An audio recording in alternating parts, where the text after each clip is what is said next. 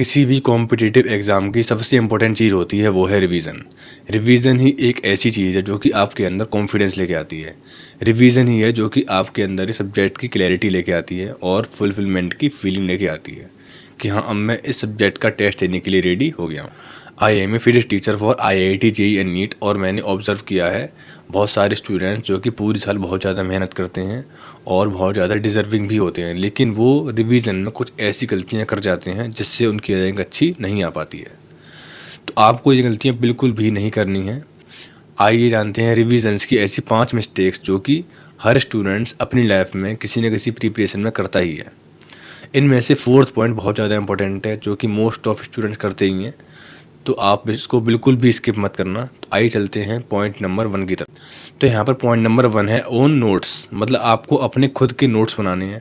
बहुत सारे स्टूडेंट्स गलती ये करते हैं कि वो दूसरे के नोट्स को पढ़ते हैं, या फिर वो उनके फ्रेंड्स के नोट्स हैं, या फिर किसी न किसी इंटरनेट पर PDFs में से नोट्स निकालते हैं, या फिर किसी टॉपर के नोट्स पढ़ते हैं। लेकिन आपको ये गलती बिल्कुल भी नहीं करनी है, आपको खुद के अपने नोट्स बनाने हैं, क्योंकि आपका जो माइंड है वो अपने स्टाइल के नोट्स को ही बहुत ज़्यादा प्रीफरेंस देता है, और बहुत ज़्यादा जो ग्रैस्पिंग पावर है बहुत ज़्यादा अपने नोट्स को ही देखकर आपकी जो मेमोरी इंक्रीज़ होती है और एक माइंड में क्लैरिटी आती है। तो आपको अपने नोट्स ही बनाने हैं, किसी और के नोट्स बिल्कुल भी नहीं देखने हैं।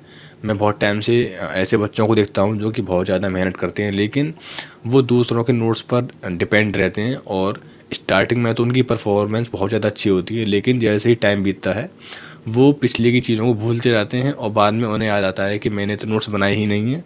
फिर बाद में वो शॉर्टकट फॉर्मूला अपनाते हैं और दूसरों के नोट्स को पढ़ते हैं, जिसके बाद उनके मार्क्स बिल्कुल भी बढ़ नहीं पाते हैं, क्योंकि वो रिवीजन अच्छे से कर ही नहीं पाते हैं।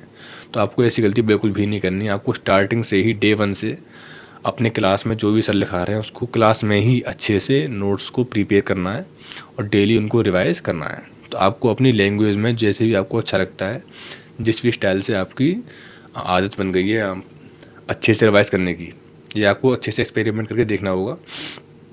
और आपको जो नोट्स बनाने हैं ये बहुत ज़्यादा शॉर्ट में लिखने हैं, मतलब आपको बहुत ज़्यादा स्पेस नहीं देना है। जो भी आप इसमें कॉन्सेप्ट्स या फिर फॉर्मूलास लिख रहे हैं, बहुत ज़्यादा कम स्पेस में ही आपको लिखना है।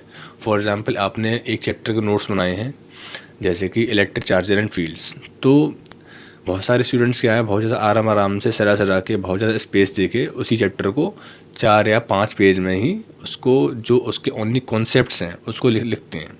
लेकिन आपको यही बहुत ज़्यादा शॉर्ट फॉर्म में बहुत ज़्यादा कम स्पेस देकर उन्हीं 4-5 पेज को ओनली 1 या 2 पेज में ही कवर अप करना है। इससे क्या होगा, इससे आपके माइंड में एक साइकोलॉजी आएगी कि पेज बहुत ज़्यादा कम है और मैं इन पेजों को अच्छे से पढ़ सकता हूँ। तो 2-3 पेज आप मैक्स टू मैक्स लगेंगे किसी भी चैप्टर के ओनली कॉन्सेप्ट्स के नोट्स बनाने के लिए। इसमें आपको क्या है, ओनली कॉन्सेप्ट्स को ही लिखना है अगर आप किसी कॉम्पिटिटिव एग्ज़ाम की तैयारी कर रहे हो, या फिर आप नॉर्मली किसी भी चीज़ की तैयारी किसी भी एग्ज़ाम की तैयारी कर रहे हो, उसमें कॉन्सेप्ट्स इंपॉर्टेंट होते ही हैं। तो मैक्स टू मैक्स 2 या 3 पेज में आपको पूरे चैप्टर के जो कॉन्सेप्ट्स हैं उनको पास पास में लिखना है। सेकंड पॉइंट यहाँ पर क्या है कि आपको फॉर्मूले के भी नोट्स बनाने हैं अलग से। इसमें क्या है, कॉन्सेप्ट्स वाले में ओनली कॉन्सेप्ट्स आएंगे, मतलब जो भी कॉन्सेप्ट्स यूज़ होते हैं किसी भी, जैसे कि फॉर्मूले में जो कॉन्सेप्ट यूज़ हो रहा है, या फिर किसी भी एप्लीकेशन पार्ट है क्वेश्चन का, उसमें जो कॉन्सेप्ट यूज़ हो रहा है वो सब उसी में आएंगे। अब जो फॉर्मूले हैं, मतलब जो फॉर्मूला यूज़ होगा, अब फॉर्मूला क्या है, फॉर्मूले को तो ओनली रटना पड़ता है। तो फॉर्मूले को रटने के लिए आपको एक फॉर्मूले की अलग से शीट बनानी होगी। अब मैं रटने के लिए नहीं बोल रहा हूँ, क्योंकि कई बार ऐसा होता है कि जो क्वेश्चन आया है वो सीधे फॉर्मूले से ही हो जाता है। अब बहुत सारे बच्चे क्या गलती करते हैं, उस फॉर्मूले को एग्ज़ाम में ही ड्राइव करते हैं, जो कि उनका बहुत ज़्यादा टाइम वहाँ पर वेस्ट हो जाता है। तो आपको ऐसी गलती बिल्कुल भी नहीं करनी है। आपको फॉर्मूला पहले से ही याद करके जाना है। अब जो भी टॉपर होता है वो फॉर्मूले को भी याद करके जाता है और कॉन्सेप्ट को भी अच्छे से समझ के जाता है, तो वो दोनों चीज़ों को अच्छे से करके आता है। तो जहाँ भी जिस चीज़ की ज़रूरत पड़ती है वो उसको वहाँ पर यूज़ करता है, क्योंकि फॉर्मूला एक ऐसी चीज़ है जो कि अगर डायरेक्ट क्वेश्चन आया है तो आपको कम से कम टाइम में एग्जैक्ट सही आंसर ला के देगा। तो आपको फॉर्मूले अच्छे से याद करने हैं यहाँ पर। तो इसके बारे में हम आगे भी बात करेंगे, फॉर्मूला नोट्स आपको किस तरीके से रिवाइज करना है। तो आइए चलते हैं पॉइंट नंबर 2। तो पॉइंट नंबर 7 है active recall over passive recall. बहुत सारे स्टूडेंट्स यहाँ पर जो भी रिविजन्स करते हैं तो वो कैसे करते हैं, आपने जो भी नोट्स बनाए हैं क्लास में उनको उठाएंगे और वो सिंपली उसको देखते रहते हैं क्या लिखा है, जो जो लिखा है उसको ही देखते रहेंगे और पेज पर रटते रहेंगे। और बस उनकी रिवीजन यहाँ तक ही समेट कर हो जाता है। तो अपने नोट्स को उठाना और जो लिखा है उसको देखना, इसको बोलते हैं पैसिव रिकॉल, जो कि मोस्ट ऑफ स्टूडेंट्स अपनी प्रिपरेशन में करते हैं, जो कि सबसे बड़ी गलती है स्टूडेंट्स को जो कि ये करते हैं। आपको पैसिव रिकॉल बिल्कुल भी नहीं करना है, मतलब आपको सिंपली नोट्स उठाकर उनको देखना बिल्कुल भी नहीं है। आपको कौन सा रिवीजन करना है, आपको करना है एक्टिव रिकॉल, मतलब आप एक्टिवली अपने मेमोरी को रिकॉल करते रहते हो। एक्टिव रिकॉल क्या होता है, इसमें आपको क्या करना है, इसमें आपको जो भी आपके नोट्स हैं उनको डायरेक्टली देखना नहीं है। आपको जो भी नोट्स हैं, फॉर्मूला नोट्स हैं या फिर कॉन्सेप्ट नोट्स हैं, आपको एक तरह से उसको छुपा लेना है, मतलब हाथ से आप छुपा सकते हो। जैसे कोई फॉर्मूला लिखा हुआ है या फिर कोई कॉन्सेप्ट लिखा हुआ है, उसको आप हाथ से छुपा सकते हो और आपको खुद ही रिकॉल करना है कि ये फॉर्मूला क्या था और ये जो कॉन्सेप्ट यूज़ हुआ है ये कौन सा कॉन्सेप्ट था। तो आपको मन में ही खुद ही एक्टिवली रिकॉल करना है कि कौन सा फॉर्मूला था। तब आप जानोगे कि आप कहाँ पर गलती कर रहे हो और कहाँ पर आप प्लस या माइनस में गलती कर रहे हो। कई बार होता है कि फॉर्मूले में हम ये कन्फ्यूज़ हो जाते हैं कि यहाँ पर प्लस था कि माइनस था। तो आप एक्टिव रिकॉल में ही पता कर पाओगे कि यहाँ पर कि आप किस पॉइंट पर छूट रहे हो या फिर जो कॉन्सेप्ट है इसमें आपको कहाँ पर गलती हो रही है। तो कॉन्सेप्ट में हम अच्छे से बात करेंगे कि किस तरीके से कॉन्सेप्ट्स का रिवीजन करना चाहिए। अभी के लिए इसमें आपको ध्यान देने वाली बात यह है कि आपको रिवीजन के लिए एक्टिव रिकॉल करना है। तो एक्टिवली जैसे ही आप अपनी मेमोरी को रिकॉल करते रहते हो तो आपकी मेमोरी में जो न्यूरॉन्स कनेक्शन है वो उतने ही ज़्यादा स्ट्रॉन्ग हो जाते हैं और आपकी मेमोरी बहुत ज़्यादा स्ट्रॉन्ग हो जाती है। तो अब आते हैं पॉइंट नंबर 3 की तरफ। तो इसमें क्या है, रिवीजन बाय टीचिंग, मतलब आपको जो रिवीजन करना है वो ऐसे करना है कि आप उसको किसी को समझाना है।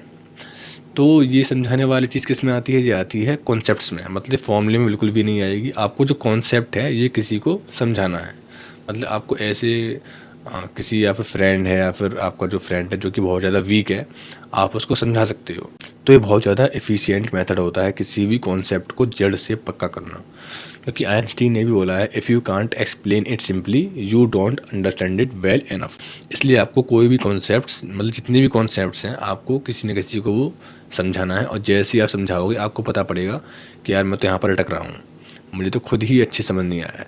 तो आपको अपनी जो कॉन्सेप्ट्स हैं उसमें लूप होल्स मिलेंगे और जैसे आपको लूप होल्स मिलेंगे धीरे धीरे आप उनको कवर अप करते रहोगे और आपके जो कॉन्सेप्ट्स हैं वो जड़ से पक्के हो जाएंगे। अब आते हैं पॉइंट नंबर 4 की तरफ, जो कि बहुत ज़्यादा इंपॉर्टेंट है, वो है माइंडसेट। आपका माइंडसेट क्या होना चाहिए रिवीजन करने के लिए। बहुत सारे स्टूडेंट्स, ऑलमोस्ट 99.99% स्टूडेंट्स क्या सोचते हैं कि मैं अगर रिवीजन करूँगा तो मेरा यहाँ पर क्या होगा, टाइम वेस्ट होगा। एक तो उन्हें पहले तो ये लगता है कि उन्हें सब कुछ याद ही है, जो कि ये बहुत बड़ा इल्यूजन है। एक्चुअल में हमें अच्छे से कुछ भी याद नहीं होता है, हम धीरे धीरे उसको भूल रहे होते हैं, लेकिन हमारे माइंड में इल्यूजन होता है कि हमें अच्छे से याद है। और जिनको लगता भी है कि उन्हें अच्छे से याद नहीं है, वो भी ये सोचते हैं कि कौन रिवीजन करेगा, इसमें टाइम वेस्ट हो रहा है, ऐसे अच्छा तो मैं कोई नई चीज़ पढ़ लेता हूँ। तो ये बहुत बड़ी गलती है जो कि बहुत सारे स्टूडेंट्स हर साल करते हैं और मैं उनको बार बार समझाता हूँ कि आपको उन्हें बार बार पढ़ना है, तो मुझे बार बार बोलना पड़ता है उनको रिवीजन कराने के लिए। तो आपका जो माइंड सेट है रिवीजन के लिए क्या होना चाहिए, टाइम वेस्ट नहीं होना चाहिए, इनफैक्ट टाइम एफिशिएंट या फिर टाइम इन्वेस्टमेंट, आपके टाइम की इन्वेस्टमेंट हो रही है, आपका टाइम वेस्ट नहीं हो रहा है। तो आपको एक्टिवली डेली टाइम निकालना है रिवीजन के लिए और आपका माइंडसेट क्या होना चाहिए कि मेरा टाइम यहाँ पर आगे जाके, अभी इस टाइम पे काम नहीं आ रहा है रिवीजन, लेकिन जैसे ही कोई टेस्ट आएगा 1 या 2 महीने बाद, तो वहाँ पर और बच्चे मेरे ही जो कंपटीशन में है वो सब भूल चुके होंगे और मुझे अच्छे से याद होगा। और एंड टाइम पर रिवीजन अच्छे से नहीं हो पाता है। बहुत सारे बच्चे सोचते हैं कि लास्ट के टाइम पर 2-3 दिनों में रिवीजन कर लेंगे, जो कि आपने देखा ही होगा, लेकिन ये सब बोर्ड्स लेवल के लिए ठीक है, लेकिन अगर आप किसी कॉम्पिटिटिव एग्ज़ाम की तैयारी कर रहे हो तो आपको स्टार्टिंग से ही अच्छे से रिवीजन करना ही होगा। तो आपका माइंडसेट क्या होना चाहिए, time investment, not time waste.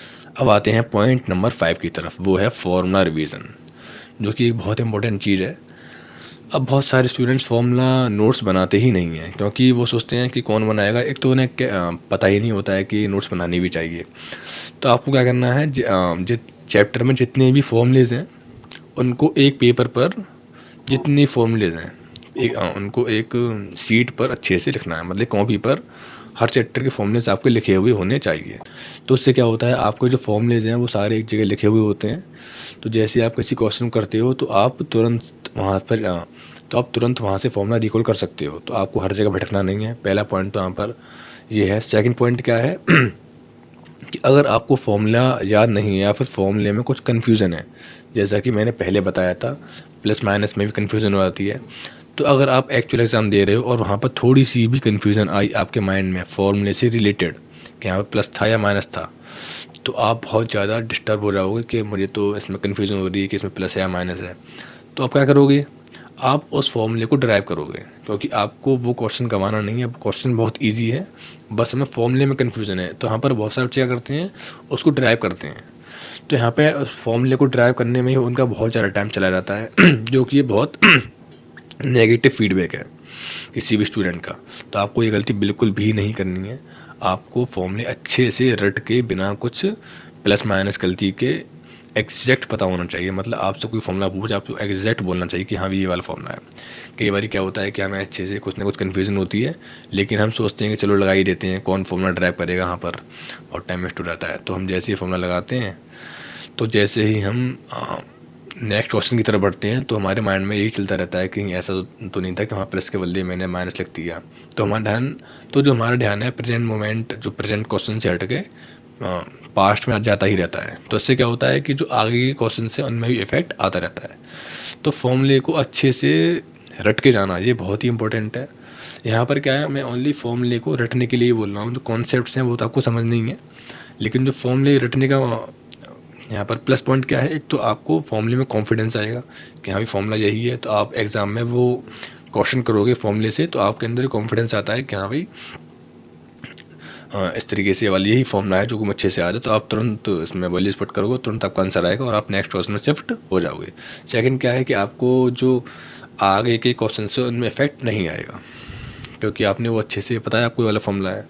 और थर्ड क्या है, आपका आंसर एक बार में सही भी आता है कि अगर मान लो आपको अगर कन्फ्यूजन भी है तो आपने गलती से गलती भी लिख दिया, तो आपका आंसर गलत आएगा और वहाँ से स्ट्रेस डेवलप होगा कि हाँ मेरा टाइम वेस्ट हो रहा है यहाँ पर। तो फॉर्मूले को याद करना और रटना किसी भी कॉम्पिटिटिव एग्ज़ाम की तैयारी के लिए बहुत ज़्यादा इंपॉर्टेंट है। तो आपको फॉर्मूले के जो नोट्स हैं अलग से बनाने हैं किसी कॉपी में, और अच्छे से उनको जितनी भी शॉर्ट ट्रिक्स हैं या फिर शॉर्ट फॉर्मूले होते हैं, डायरेक्ट फॉर्मूलेज होते हैं, वो सभी उस फॉर्मूले नोट्स में आपको लिखने हैं और अच्छे से डेली रिवाइज़ करने हैं लिख के। अब फॉर्मूले कैसे रिवाइज़ करने हैं, आपको लिख के रिवाइज़ करने हैं। आपको ऐसा नहीं मन में ही सोचना है कि हाँ भाई ये वाला फॉर्मूला था, मन में ही बोलना है, बिल्कुल नहीं, आपको लिखना है।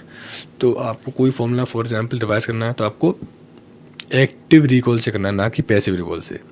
पैसिव में क्या है कि आपने पहले ही देख लिया, ध्यान चला गया उसमें तो आपने लिख लिया, नहीं, ऐसा बिल्कुल भी नहीं है।